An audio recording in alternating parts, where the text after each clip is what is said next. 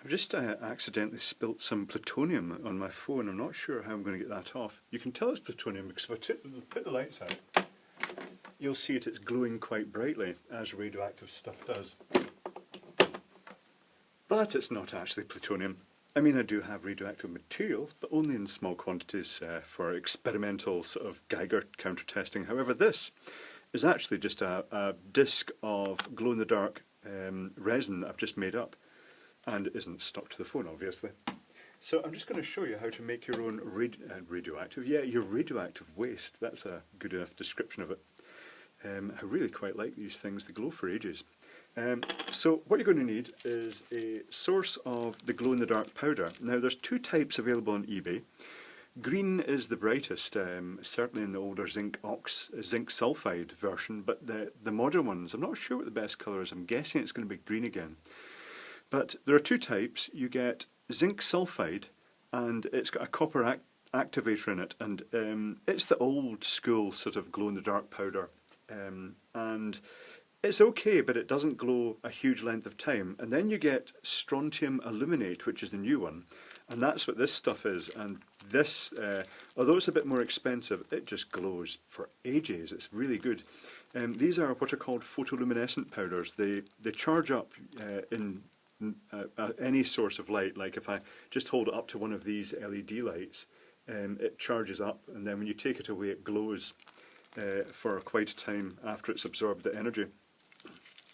So, to make our radioactive spill, I've put a piece of kitchen anti-stick, I think it's silicone material down to stop it sticking to the bench.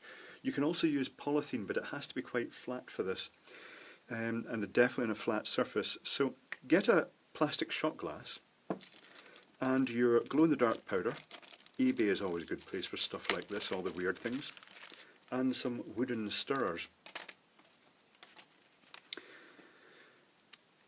Mix your resin, get your 2-part resin and squirt a good portion. In fact, I'm just going to squirt the whole lot of this in and make a modest amount. Cap that up so it doesn't end up going everywhere. And mix it together. This is the 2-part resin. It's the fast setting stuff. It takes about 5 minutes and then sets very quickly.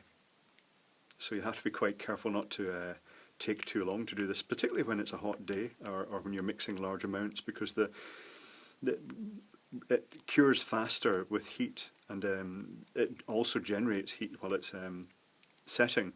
So yeah, a hot day makes it go off very quickly, and also if you've got an awful lot of it, it will sort of heat itself. So once you've mixed it together, you want to get another wooden stirrer and just dip some of the powder in. Not too much. I mean, you want quite a lot of the powder in it to get the good pigment quantity and make it glow in the dark well, but you don't want so much that it actually ends up thickening it too much. So that's not too bad.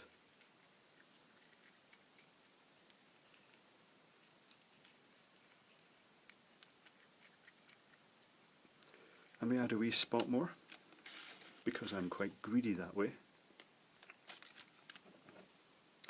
I always overdo things. Such is human nature. Okay, that's it. Well mixed, I think. So what I'm going to do for this one is just place it down like that. And I'm just going to let it spill, because the nature of the resin is such that it just tends to flow very easily. And it's just going to spill out exactly as if you'd tipped over a container on your table and it was spilling out. And this will continue to spread until it's covered a fairly large area. So what I'm going to try and do now, I don't normally do multi-section videos, but let's see if I can just stop this and then do another one with it once it's actually flowed. Well, quick jump cut, and that should be it, more or less set now. It's certainly cold now, and it's certainly not runny. So I'm just going to peel the tape off here. and see how well this separates. This is the point you'll discover that it's either set solidly onto your backing sheet or it actually comes off easily. In this case it comes off easily. And you're left with this. It's actually curled slightly. I don't know if that was a slight curve in the paper or if it's just the contraction of the material, but that now looks the part. That does look like someone's actually knocked over a container and it's now glowing. So I'll just charge it up with light. And then put it down there and turn the lights off. And there you have it, a radioactive spill